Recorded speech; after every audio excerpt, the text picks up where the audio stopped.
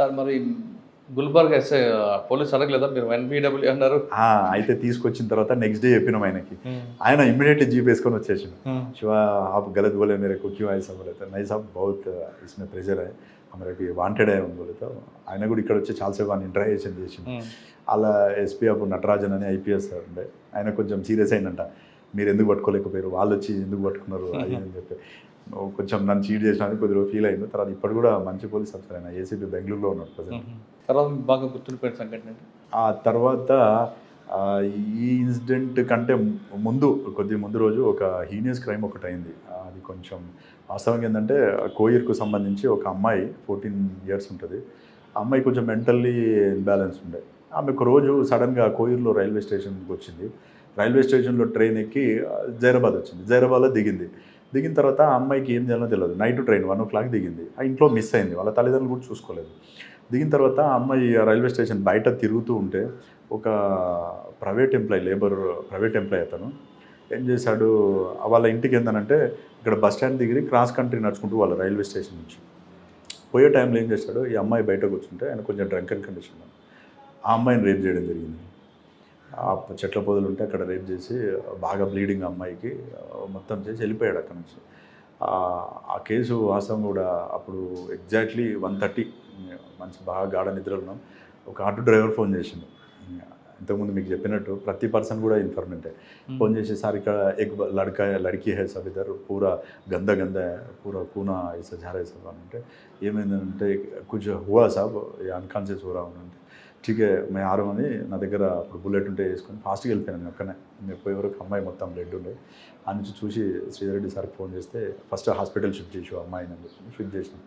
అయితే అందులో ఈ ఆటో డ్రైవర్స్ నైట్ ఎవరైతే తిరుగుతారో వాళ్ళు అందరూ కూడా మనకు డైలీ ఏం జరిగినా చెప్పేవాళ్ళు. అన్నోన్ పర్సన్ ఎవరైనా కనిపిస్తే వాడు ఒక చిన్న క్లూ ఇచ్చాడు.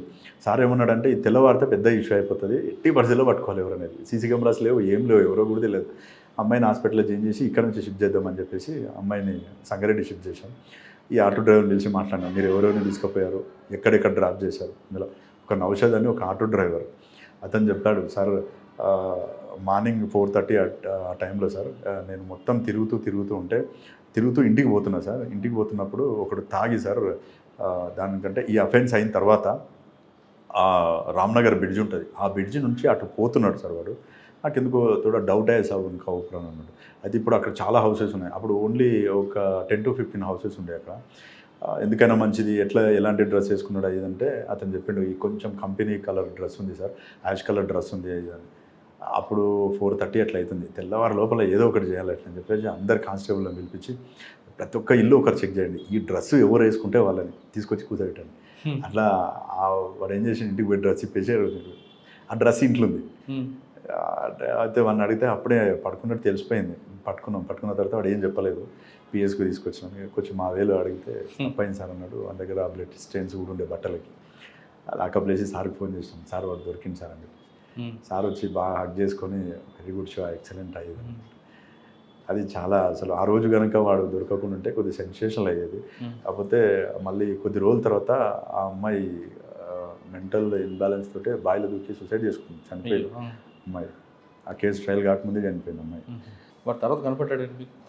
ఆ తర్వాత ఇక వాడు కంప్లీట్ జైల్లో ఉండే, ఇక్కడ నుంచి వెళ్ళిపోయాడు కర్ణాటక అతను.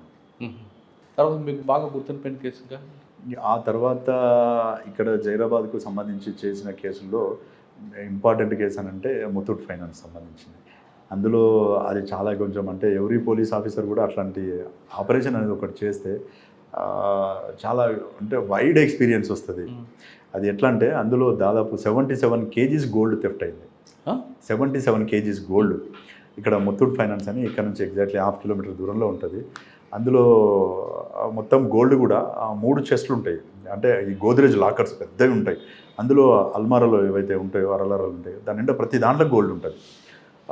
100 kgs అబోవ్ గోల్డ్ ఉంటుంది. కాకపోతే 3 ఓపెన్ చేశారు. 3 ఓపెన్ చేస్తే 3 కూడా బ్యాగులు ఓపెన్ కాగానే అది 2 days ఆపరేషన్. ఎవరైతే అఫెండర్స్ ఉంటారో వీళ్ళందరూ కూడా జార్ఖండ్ స్టేట్ వాళ్ళు. ఇది యాక్చువల్గా ఈ అఫెన్స్లో చెప్పడానికి ముందు వాళ్ళు ఏం చేస్తారంటే ఈ అఫెన్స్కు ప్లాన్ చేసుకోవడానికి కారణం దేవ్ సింగ్ అని చెప్పేసి ఒక నేపాలీ గుర్కా ఉంటాడు. ఇతను ముంబైలో ఉన్నప్పుడు ఒక మర్డర్ కేసులో జైలుకి పోతాడు వీడు. జైలుకు పోయినప్పుడు అక్కడ దొంగతనం కేసులో కమరుద్దీన్ షేక్, రెజావుల్ షేక్, తర్వాత బహరుద్దీన్ షేక్ అని వీళ్ళు కూడా ఒక థెఫ్ట్ కేసులో జైలుకి వస్తారు, ముంబై జైల్లో. వచ్చినప్పుడు వీళ్ళందరూ అక్కడ పరిచయం అవుతారు. పరిచయం అయినప్పుడు మీరు ఎక్కడి నుంచి వచ్చారని పరిచయంతో మేము ఇట్లా దొంగతనాలు చేస్తాం అది ఇది అంటే, నువ్వేం చేస్తావు అంటే నేను గూర్ఖా చేస్తా, ఎక్కడ ఉంటావు అది అంటే నేను ఎక్కడుంటే అక్కడనే ఉంటా అని చెప్పేసి ఫోన్ నెంబర్లు మార్చుకున్నారు ఇద్దరు. ఈ ఫోన్ నెంబర్ ఇచ్చేసుకుంటూ వచ్చిన తర్వాత వీడు ఒక 1-2 ఇయర్స్ తర్వాత జైరాబాద్కి వచ్చిండు. జైరాబాద్లో వచ్చి ఇక్కడ గూర్ఖా నైట్ తిరుగుతుండేవాడు. తిరుగుతున్నప్పుడు వాళ్ళు ఒకసారి కాల్ చేసిరు. కాల్ చేస్తే బహుత్ సోనార్ అయితే ఇద్దరిది ఆ పావు ఎక్బార్ అని అంటే ఒకసారి వచ్చి చెక్ చేసుకొని పోయిరు, మామూలుగా వచ్చి చూసి. ఒక నెల తర్వాత ముత్తూట్ ఫైనాన్స్ ప్లాన్ చేశారు. ముత్తూట్ ఫైనాన్స్ ఎందుకు ఎంచుకున్నారండి? అయితే ముత్తూట్ ఫైనాన్స్ ఎన్నుకోవడానికి కారణం ఏంటంటే ఈ నేపాలీ గూర్ఖా ఎవరైతున్నాడో ఇతను మార్నింగ్ టైము మొత్తం రెక్కి చేసిండు, ఎంతమంది కస్టమర్స్ ఉంటారు, ఎక్కడ గోల్డ్ పెడతారు, ఎక్కువ గోల్డ్ పెట్టేది అందులోనే ఎక్కువ మంది. అతను చెప్పిండు ఇక్కడ ఉంటే ఇందులో చేస్తే మనకు వర్కౌట్ అవుతుంది. అయితే ఈ ఎవరైతే జార్ఖండ్ వాళ్ళు ఉన్నారో వీళ్ళు విపరీతమైన హార్డ్ వర్క్ చేస్తారు. వెల్డింగ్ ఎలా చేస్తారంటే వెల్డింగ్ స్టార్ట్ చేస్తే కంటిన్యూ 5-6 అవర్స్ కొడతారు. వెల్డింగ్ ఓపెన్ అయిందా కొడతారు. అందులో ఒకడు రెజావుల్ షేక్ అని చెప్పేసి వాని మేస్త్రి అంటారు. వన్ పని ఇదే అన్నట్టు. అక్కడ బ్రిడ్జెస్ కట్టేటప్పుడు అతను చెప్తున్నాడు 4 days 5 days కూడా సార్ మాకు అలవాటు, కంటిన్యూ చేసేస్తాం సార్, కొద్దిసేపు పడుకుంటే చాలు మళ్ళీ కంటిన్యూ వెల్డింగ్ చేస్తాం సార్ మేము. అట్లా ఏం చేశారంటే గ్యాస్ సిలిండర్స్ టోటల్ వీళ్ళు జార్ఖండ్ నుంచి ట్రైన్లో తెచ్చుకున్నారు. తెచ్చుకొని ఫస్ట్ ఫ్రైడే నైట్ వస్తారు, వచ్చి ఈ ఎవరైతే ఈ గూర్ఖా ఉన్నాడో వాళ్ళ ఇంట్లో స్టే చేస్తారు. Second Saturday holiday. Second Saturday night back side నుంచి డోర్ ఉంటుంది, చెక్క డోరు. ఆ డోర్ బ్రేక్ చేసుకొని లోపలికి వెళ్ళిపోతారు. లోపలికి వెళ్ళిపోయి 10 o'clock అఫెన్స్ స్టార్ట్ చేస్తారు. అఫెన్స్ స్టార్ట్ చేసి మార్నింగ్ 5 o'clock వరకు ట్రై చేస్తారు, కానీ ఓపెన్ కాలే. మళ్ళీ నెక్స్ట్ డే వస్తారు, సేమ్ 10 o'clock వచ్చేసి మళ్ళీ స్టార్ట్ చేస్తారు. గ్యాస్ సిలిండర్స్ సఫిషియెంట్ ఉన్నాయి వాళ్ళ దగ్గర. కంటిన్యూ కొడుతుంటే మార్నింగ్ 3:30-4 మధ్యలో ఓపెన్ అయిపోయింది. ఓపెన్ అయితేనే 5 bags మొత్తం ఒక్కొక్కటి 15 kgs వరకు కొట్టే బ్యాగ్స్ అన్ని ప్యాకెట్స్ నింపుకొని వెళ్ళిపోతుంటారు. వెళ్ళిపోతున్న అందరూ బయటకు వచ్చారు. బస్ స్టాండ్ దగ్గరికి వచ్చేసి బస్ స్టాండ్లో బస్ ఎక్కి ఇక్కడ నుంచి ఎంజీబీఎస్కి పోతారు. ఎంజీబీఎస్కి పోయి అక్కడ బస్సు దిగిపోతున్నప్పుడు మొత్తం 5 బ్యాగులు నింపుకొని పోతుంటారు. లాస్ట్కి వచ్చేవాడు అశోక్ శర్మ అని ఒక అఫెండర్. అందులో అతను కొంచెం వెనకబడతాడు. వెనకబడ్డప్పుడు వెనకాల నుంచి అక్కడ పోలీస్ అవుట్ పోస్ట్ ఉంటుంది కదా, డౌట్ వచ్చేసి ఆగు అంటుంటే ఒక బ్యాగ్ వదిలిపెట్టి పారిపోతాడు. ఆ పారిపోయే క్రమంలో ఈయన పర్సు పడిపోతుంది. ఆ పర్సులో ఒకటి ఉద్వా బ్రాంచ్కి సంబంధించింది, సాహెబ్గంజ్ డిస్టిక్ ఉద్వా బ్రాంచ్ అని ఒకటి ఉంటుంది. ఆ ఉద్వా బ్రాంచ్లో వీని అకౌంట్లో ఒక 5,000 రూపీస్ అమౌంట్ వేసినట్టు ఒక స్లిప్ దొరికింది. ఆ స్లిప్ దొరుకుతానే ఆ స్లిప్పు అది ఏదైతే ఉందో అక్కడ కన్సర్న్ పోలీసులు చూస్తే ఆ చిట్టీల పైన ఏవైతే స్లిప్స్ ఉంటాయి కదా, జైరాబాద్ ముత్తూట్ అని రాసింది. అఫ్జల్గంజ్ ఇక్కడ అఫెన్స్ అయింది, అక్కడ అది అయింది. యాక్చువల్గా అప్పుడు నాకు మ్యారేజ్, నేను సెలవులో ఉండే, నరేందర్ సార్ ఉండే. దాన్ని మొత్తం సీన్ ప్రొటెక్ట్ చేసి డిఎస్పీ గారిని పిలిపించి ఇదంతా చేసిన తర్వాత అక్కడికి పోయి అఫ్జల్గంజ్ పోలీసుని అడిగితే మేము ఇట్లా డైరెక్ట్ చేయడానికి లేదు, 1 or 2లో కోడ్ డిపాజిట్ చేస్తాం తీసుకోండి అని అంటే ఓకే అని చెప్పేసి వాళ్ళు వేసారు. అశోక్ శర్మ ఒకటి దొరికిండు. వాడిని ఇంటరాక్షన్ అఫ్జల్గంజ్లోనే దొరికిండు. అఫ్జల్గంజ్ పోలీసు పట్టుకున్నాడు. వాడు అసలు నోరే విప్పాడు, నాకేం తెలియదు అంటాడు, మాట్లాడాడు, ఏం చెప్పలే. సరే అని చెప్పేసి అట్లే పెట్టేసారు. ఇక ఆ ప్రాపర్ డిపాజిట్ చేశారు. ఆ తర్వాత భీమ్రెడ్డి సార్ ఉండే అప్పుడు, ఇప్పుడు ఏసీపీ భీమ్రెడ్డి సార్ సిసిఎస్లో ఇన్స్పెక్టర్ ఉండే, ఇప్పుడు సార్ ఏసీపీ పటంచెరు ఏసీపీ కూడా వేశారు. ఫస్ట్ ఆ కేసులో Narender sir and Bhim Reddy sir ఇద్దరు కూడా ఇక్కడ నుంచి జార్ఖండ్ వెళ్ళి ఆ ఏరియా మొత్తం చూసుకున్నారు. కానీ అఫెండర్ లిఫ్ట్ చేయడం చాలా కష్టము అని చెప్పేసి వచ్చి అప్పుడు షిమ్ముషి బాజ్పేయి మేడం ఐపీఎస్ ఎస్పీ గారు ఉండే, మేడం చెప్తే సరే అని చెప్పేసి ఊరుకున్న తర్వాత అప్పుడే ఎలక్షన్స్ వచ్చినాయి, మళ్ళీ 2014 ఎలక్షన్స్. ఆ ఎలక్షన్లో బిజీ అయిపోయినాం. ఆ అఫెన్స్ మాత్రం అట్లే ఉంది. ముత్తూట్ వాళ్ళు బాగా ప్రెజర్ పెడతారు, ఎట్లానే కేసు డిటెక్ట్ చేయాలని. 6 months అయిపోయింది. అప్పుడు స్టార్ట్ చేసాం. 6 months తర్వాత ఏం చేద్దామని మొత్తం ఫైల్ అంతా తీసుకొని స్టడీ చేస్తే మెయిన్ మనకు క్లూ ఏందనంటే ఆ బంగారం దొరికిందనుకంటే వాడిని అడిగితే ఏమీ చెప్పాడు అశోక్ శర్మ. అసలు ఈ అకౌంట్ నెంబర్ ఏందని చెప్పేసి నేను శ్యామల వెంకటేష్ సార్ ఇద్దరమే పోయినాం. జార్ఖండ్ పోయాం, సాహెబ్గంజ్ డిస్టిక్ పోయి అక్కడ నుంచి ఉద్వా బ్రాంచ్కి పోయినాం. ఉద్వా అనేది ఒక ప్లేస్, అది ఆడ పోయి బ్యాంక్ మేనేజర్ని కలిస్తే ఆయన రిక్వెస్ట్ చేసాం ఈ అకౌంట్ ఎవరిది అంటే చెప్పిండు ఇట్లా పలానా అశోక్ శర్మ అది అని చెప్పిన తర్వాత మన ఇల్లు అన్నీ ఐడెంటిఫై చేసాం. ఒక చిన్న రిక్వెస్ట్ చేసినాం, సార్ ఈ అకౌంట్లో ఇది ఇట్లే రన్ చేయండి, దీన్ని డిస్టర్బ్ చేయకండి, కొంచెం నా పర్సనల్ నెంబర్ పెట్టండి అందులో రిక్వెస్ట్ చేసి పెట్టను అన్నాడు. అంటే అక్కడ నుంచి పోయి ఆ సాహెబ్గంజ్ డిస్ట్రిక్ట్ ఎస్పీని కలిసి లీడ్ బ్యాంక్ మేనేజర్కి ఫోన్ చేయించినాం. ఫోన్ చేపిస్తే వీళ్ళు తెలంగాణ ఆంధ్రప్రదేశ్ నుంచి వచ్చారు, వీళ్ళకి ఎట్టి పరిస్థితుల్లో మీరు సాయం చేయాల్సిందంటే ఆయన సరైన కన్సర్న్ మేనేజర్ చెప్తే మళ్ళీ 3 days తర్వాత పోయి ఆయనను కలిస్తే ఆయన అకౌంట్లో నా పర్సనల్ నెంబర్ యాడ్ చేసిండు. అయితే వీడు అఫెండర్ దొరికిన తర్వాత మెయిన్ అఫెండర్ ఎవరైతే ఉన్నారో కమరుద్దీన్ షేక్, ఆ ఏటీఎం కార్డు అకౌంట్కి సంబంధించి వాడు వాడుతుండు. వానికి ఏంటంటే వాడు డబ్బులు ఉంటే సరే ముంబైకి వచ్చేస్తాడు, ఈ లేడీస్ బార్లు ఏవైతే ఉంటాయో బార్లో బాగా ఎంజాయ్ చేస్తాడు, విపరీతం ఎంజాయ్ చేస్తుంటాడు. అట్లా ఒక 2 months తర్వాత ఒకరోజు సాయంత్రం పూట 7:30 టైంలో ఒక మెసేజ్ వచ్చింది నాకు మొబైల్కి. నిఖితా బార్ అండ్ రెస్టారెంట్లో వాడు స్క్వైప్ చేసినట్టు 2000 రూపీస్ స్క్వైప్. 2 నెలలు వాడలేదు వాళ్ళే ఆ స్క్వైప్ చేసిండు. స్క్వైప్ చేయగానే మెసేజ్ వస్తానే ఆ మెసేజ్ ఇమీడియట్లీ సీఏ గారికి చెప్తే, తిరుపతన్న సార్ డిఎస్పీ ఉండే అప్పుడు, తిరుపతన్న సార్ చెప్తాను ఏం చేస్తాం అన్నాడు. మీరు పర్మిషన్ ఇచ్చి వెళ్ళిపోతాం సార్ అన్న. ఓకే వెళ్ళిపో అన్నాడు. 4 కాన్స్టెప్ట్స్ అని ఏమాత్రం ఆలోచించాలి. ఇమ్మీడియట్లీ వెళ్ళిపోయాను ముంబై పోయి అది మొత్తం జస్ట్ నెట్లో చూసుకొని మాకు ఏం తెలియదు అసలు అది ఎక్కడ, మొత్తం సెర్చ్ చేస్తే ఆ పన్వేల్ ఏరియాలో నిఖితా బార్ అండ్ రెస్టారెంట్ అని ఉంది. ఒకటి ఐడెంటిఫై 2 days పట్టింది దానికి. అడిగి పోయిన తర్వాత అది 7 o'clock ఓపెన్ అవుతుంది బారు, 9 o'clock క్లోజ్ అవుతుంది. ముంబైలో అన్ని బార్లు కూడా 7కి ఓపెన్ అయ్యి 9 క్లోజ్ అయిపోతాయి లేడీస్ బార్లు అన్నీ. అయితే వాడు పోతే ఒక సంగమేష్ అని ఒక మేనేజర్ని పట్టుకొని వానికి కొన్ని డబ్బులు ఇచ్చినాం, ఒక 5,000 రూపీస్ ఇచ్చేసి, అప్పటికి ఈ పలానా నెంబరు పర్సను ఇట్లా ఈ పేరు మీద వస్తాయి అని చెప్పేసి అన్న ఫేస్బుక్ ఉండే వానికి, ఆ ఫేస్బుక్ ద్వారా ఫోటో తీసుకున్నాం. చూపిస్తే వాడు ఐడెంటిఫై చేసి ఎస్ ఈ పర్సన్ వస్తాడు సార్, అప్పుడప్పుడు వచ్చి బాగా ఎంజాయ్ చేసిపోతాడు సార్, డబ్బులు విపరీతంగా చదువుతాడు అది అని చెప్పాడు. మేము ఇక్కడే ఉంటాం 10 days అయినా 15 days అయినా, అతన్ని ఎప్పుడు వచ్చినా సరే మాకు చెప్పు అని చెప్పినాం. 10 days ఉన్నాం వాడు రాలే. మళ్ళీ హైదరాబాద్ వచ్చినాం వాడు వచ్చినాడు. మళ్ళీ మెసేజ్ వచ్చింది. మళ్ళీ పోయిన తర్వాత వాడు అక్కడే ఉన్నాడు. అయితే 2 days వెయిట్ చేసినాం. 2 days వరకు వాడు రాలే. అయితే ముంబై తిరుగుదామని చెప్పేసి బాంద్రా ఏరియాకి పోయినాం మేము. ముంబైలో విపరీతమైన ట్రాఫిక్ కదా, తెలియదు మాకు. పోయి బాంద్రా ఏరియాలోనూ వాడు బార్కి వచ్చింది. ఆ నుంచి ఇక్కడికి వచ్చే వరకు టైం క్లోజ్ అయింది, మళ్ళీ పోయిండు. ఇట్లా లాభం లేదని చెప్పేసి మనం నమ్ముకున్నది CDR. 10 రోజులు ఏం చేస్తారండి?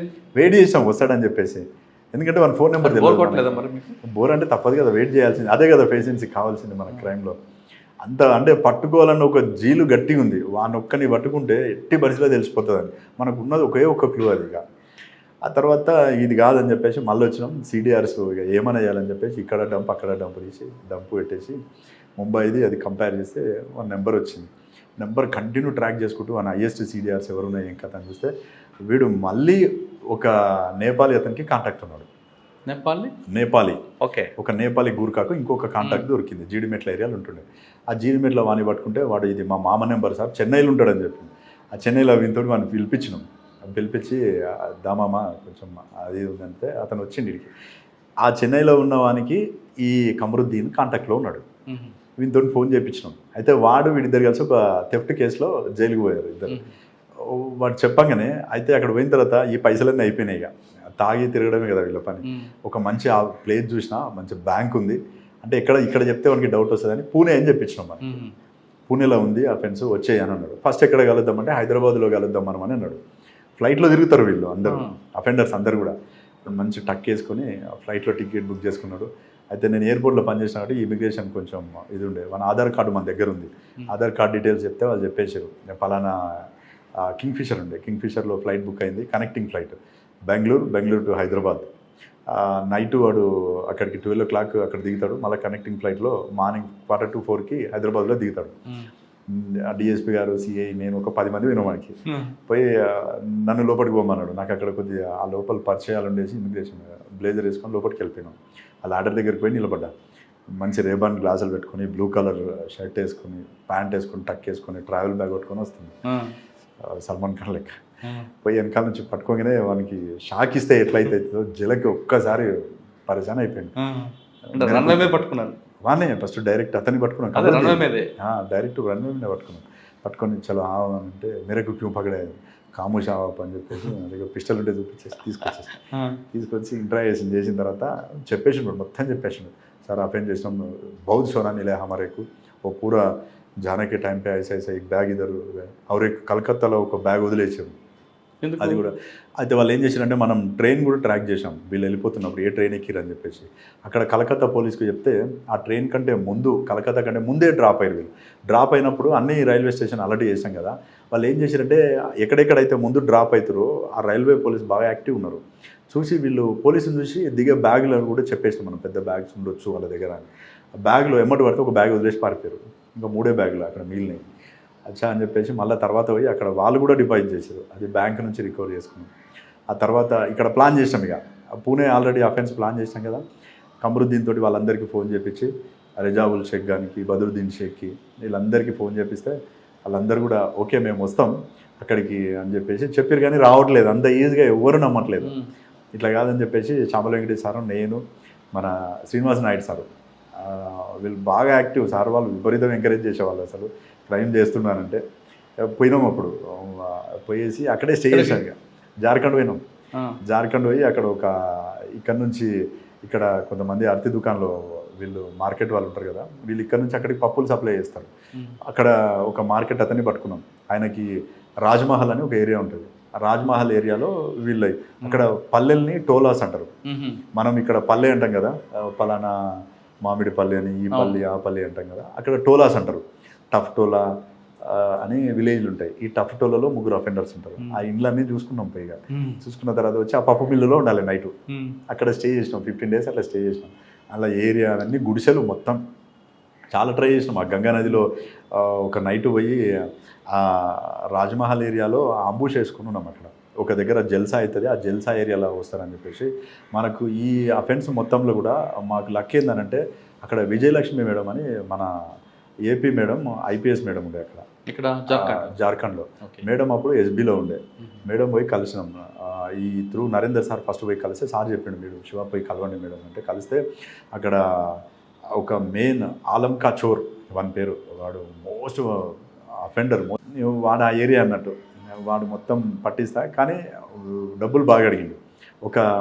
ఆ అఫెన్స్లో అసలు యాక్చువల్గా మెయిన్ అఫెండర్ని లిఫ్ట్ చేసేట రోజు వాడు నాకు అపాచీ బైక్ కావాలంటాడు. అపాచీ బైక్ ఇప్పిస్తే పట్టిస్తా, లేకపోతే పట్టియని అంటాడు. శ్యామల వెంకటేష్ సార్, నేను, శ్రీనివాస్ నాయుడు సార్ ముగ్గురం ఉన్నాం. ATMకి పోతే 40,000 వస్తాయి లిమిట్. అకౌంట్లో పైసలు లేని, అకౌంట్లో సాలిడ్ డబ్బులు మస్తున్నాయి, 1 lakh 1.5 lakh. పోయి తీస్తే 40,000 వస్తుంది. వాడు అయితే యాక్చువల్గా ఏంటంటే ఇందులో మెయిన్ రిసీవరు రజాక్ ముఖ్య.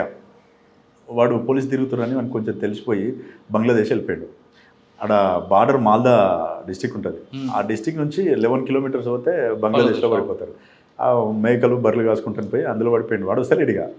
ఒకరోజు వీడంతా ప్లాన్ చేసిండు, ఏదో వేసి మొత్తానికి పిలిపించిండు మాల్దాకి. మాల్దా దగ్గర కాలియా చౌక్ అని ఉంటుంది. అక్కడ చాలా ఫేమస్ కౌంటర్ ఫేక్ కరెన్సీ. ప్రతి అఫెండర్ దగ్గర వెపన్ ఉంటుంది అక్కడ. పని పిలిపించిండు చూపిస్తా అంటాడు. బైక్ ఇప్పిస్తేనే చూపిస్తా అంటాడు. ATM కార్డు పెట్టుకో, ఇందులో 1.5 lakh ఉంది, నువ్వు తీసుకుంటే నల్లేను మెరగ ATM కార్డు నాకు గాడి ఓనా అంటాడు. వాడిని రిక్వెస్ట్ చేసి ఆ 40,000 ఇచ్చేసి, అప్పుడు ఇంకా డ్రా చేసేటట్లేదు, డబ్బులు వస్తలేవు, మళ్ళీ రేపటి వరకు ఆగాలి అని బాగా రిక్వెస్ట్ చేసిన తర్వాత వాడు సరే అని చెప్పి ఒప్పుకున్నాడు. అవన్నీ ఒక చౌరస్తా దగ్గరికి బజ్జీలో బండి ఉంటుంది కదా, మిర్చి బండి దగ్గరికి తీసుకొస్తే వాడు అని నిలబడ్డాడు. వాడిని లిఫ్ట్ చేసుకున్నాం. వాడిని తీసుకొని వచ్చేసిన తర్వాత వాడు మొత్తం బంగారం కరగబెట్టేసినాం సార్, కరగబెట్టేసి అమ్మేసినాం. నాకు కొంత టైం ఇస్తే రికవరీ చేయగలుగుతాను. ముత్తూట్ వాళ్ళని పిలిపించేసి వాళ్ళతోటి మాట్లాడిన తర్వాత మొత్తం ఒక గోనె సంచి ఉంటుంది కదా, గోనె సంచి నిండా పైసలు తీసుకొని వచ్చి, ఇన్ని డబ్బులు వస్తాయి సార్ అంటే, ఇది కాదు మాకు కావాల్సింది బంగారం, నువ్వు ఎక్కడ పెట్టినావు అంటే, ఈ డబ్బులు పెట్టి నేను తీసుకురాగలుగుతా అంటే. ఫస్ట్ డబ్బులతో మేనేజ్ చేద్దాం అనుకుంటారు. ఎవరిని? ముత్తూట్ వాళ్ళని. వాళ్ళు లేదు, పోయినా గోల్డే కావాలి, ఇంటాక్ట్ ప్రాపర్టీ అంటే. వాళ్ళు మళ్ళీ పోయి ఎక్కడైతే అమ్మిరో ఆ సోనార్ అంటారు వాళ్ళని, ఈ సాంగ్లీ డిస్టిక్ వాళ్ళు అక్కడ బంగారం కరగబెడతారు. వాళ్ళకి పోయి ఇచ్చిన డబ్బులు ఏదైతే రిటర్న్ ఇచ్చేసి మళ్ళీ ఆ గోల్డ్ అంతా కూడా రికవరీ ఇచ్చారు. టోటల్ ఆ కేసులో ఏంటంటే ఫ్లైట్లో ఒక అతన్ని లిఫ్ట్ చేయడం జరిగింది. గంగానదిలో చేజింగ్ జరిగింది. నాగ్పూర్ నుంచి పూణే వరకు మిగతా అఫెండర్స్ వచ్చేటప్పుడు మా తుఫాన్ వెహికల్ తీసుకున్నాం. ఆ తుఫాన్ వెహికల్ తీసుకొని ఆ అఫెండర్ ఒక వెహికల్ ఏమో తుఫాన్ వెహికల్ ట్రాక్తో పాటు వచ్చేస్తుంటుంది. ఎక్కడెక్కడైతే రూట్ ఉందో ఆ రూట్ పట్టుకొని ఒక 10 మంది ట్రైన్లో ఎక్కినాం నాగ్పూర్లో దీపావళి ముందు రోజు. ఆ అఫెండర్స్ని ఐడెంటిఫై చేయాలి, ఏ బోగిలో ఉన్నారని చెప్పేసి. దీనికి మొత్తం మాస్క్ వేసేసి కమరుద్దీన్ గారికి అఫెన్స్ కోసం వచ్చిన ఒక బోగిలో ఉన్నారు 15 మంది విత్ సిలిండర్స్ తీసుకొని వచ్చారు. మొత్తం 4 బ్యాగుల్లో ఐడెంటిఫై చేసిన తర్వాత వీళ్ళందరూ ఇందులో ఉన్నారని, ఆ భోగి మొత్తం మనకు కావాలి, ఏం చేద్దామని చెప్పి ఆ టీసీని పిలిచేసి ఆయనకు 5,000 ఇచ్చేసి భోగి ఏమన్నా చేసుకోమన్నాడు. ప్యాసింజర్ ఉండగానే వాళ్ళందరినీ కాల్ చేపించి వేరే భోగిలకు పంపించేసి, ఎవరైతే ఒక మొత్తం 1 సెటప్ ఉంటుంది కదా, ఆ సెటప్లో ఉన్న వాళ్ళందరినీ క్లోజ్ చేసినాం. అందరినీ కూర్చోబెట్టి చేతులన్నీ కట్టేసి లిఫ్ట్ చేసి తీసుకొని వచ్చిన తర్వాత రికవరీ అందులో 36 kgs వరకు రికవరీ అయింది అప్పుడు గోల్డ్. కాకపోతే అందులో గ్రేట్ అచీవ్మెంట్ ఏంటంటే టీం వర్క్ ఎక్సలెంట్. అసలు ఒక 25 డేస్ వరకు నేను, శ్రీనివాస్ నాయుడు సారు, శ్యామల వెంకటేష్ సారు, తర్వాత తిరుపతన్న సారు, డిఎస్పీ అక్కడే ఉన్నాం మొత్తం. మాల్దాలో ఉన్నాం, కాలేజ్ చౌక్లో ఉన్నాం, రాజ్మహల్లో ఉన్నాం. రోజు బోట్ వేసుకొని తిరిగేది. గంగానది చాలా స్పీడ్ ఉంటుంది కదా. మాల్దా నుంచి సాహిబ్గంజ్ డిస్టిక్ 50 కిలోమీటర్స్. అటు పోతే మనం బై రోడ్డు పోతే 100 కిలోమీటర్స్ అవుతుంది. కాబట్టి ఇటు పోయేది తొందరగా పోవడం కోసం. ఆ విధంగా ఇన్ఫర్మేషన్ కలెక్ట్ చేసి కాకి మూవీ చూస్తే ఈ ఆపరేషన్, కాకి మూవీ చాలా చిన్నది, ఇది చాలా పెద్ద ఆపరేషన్ అనిపించింది. సార్ దీంట్లో చాలా ఖర్చు అయింది కదా, ఖర్చును ఎవరు భరించారు? యాక్చువల్గా మొత్తం అప్పుడు వాడిన దానికి ఫస్ట్ నేను పెట్టుకున్నాను టోటల్ అమౌంట్ దాదాపు 3.5 lakhs. తర్వాత వాళ్ళు ఇచ్చిర్రు ఆ అమౌంట్ ఏదైతే ఉందో, ఎస్పీ గారు పిలిపించి టోటల్ అమౌంట్ ఇంత ఖర్చు అయింది అంటే ఆయన పిలిపించి లిటరల్గా అయింది, జెన్యున్గా చెప్పడం జరిగింది. మొత్తం అమౌంట్ వాళ్ళు ఇచ్చిర్రు, ఖర్చు అయింది. కానీ పోయింది 77 కేజీలకు, వచ్చింది 36 కేజీలకి. అయితే 36 కేజీస్ రికవర్ కావడానికి కారణం ఏంటంటే ఇందులో నేపాలీ గ్యాంగ్ 50% జార్ఖండ్ గ్యాంగ్. ఈ నేపాలీ గ్యాంగ్ ఎవరైతే ఉందో దేవ్ సింగ్, వాళ్ళ తమ్మునికి ఇచ్చి మొత్తం ప్రాపర్టీ ఇచ్చి పంపించేసిండు. వాడు పోయి నేపాల్లో పోయాడు. వీళ్ళ దగ్గర ఏదైతే ప్రాపర్టీ ఉందో అది మొత్తం రికవర్ చేసాం. ఆ నేపాల్ ఇప్పటికి కూడా దొరకలేవాడు, ఆ ప్రాపర్టీ తీసుకొని పారిపోయాడు. అందులో ఇంకొకటి కూడా ఏంటంటే ఈ గోద్రేజ్ లాకర్ ఎక్కడ ఓపెన్ కాదని చెప్పారు వాళ్ళు, అది ఇన్సూరెన్స్ ఉందని చెప్పి దాని మీద కూడా ఇన్సూరెన్స్ కేసారు. ఆ తర్వాత వాడు ఫోన్ ఎప్పుడు ఆన్ కాలేదు, వాడు ఇండియాకి రాలేదు, కంప్లీట్ నేపాల్లోనే ఉండిపోయాడు. ఆ తర్వాత కూడా ట్రై చేసినాం, ఎప్పుడన్నా వస్తాడేమో అని చెప్పేసి నేపాల్ వాళ్ళని పెట్టిన, కానీ వాడు ఇండియాకి రాలేదు, దొరకలేదు. ఆ తర్వాత ట్రాన్స్ఫర్ అయింది.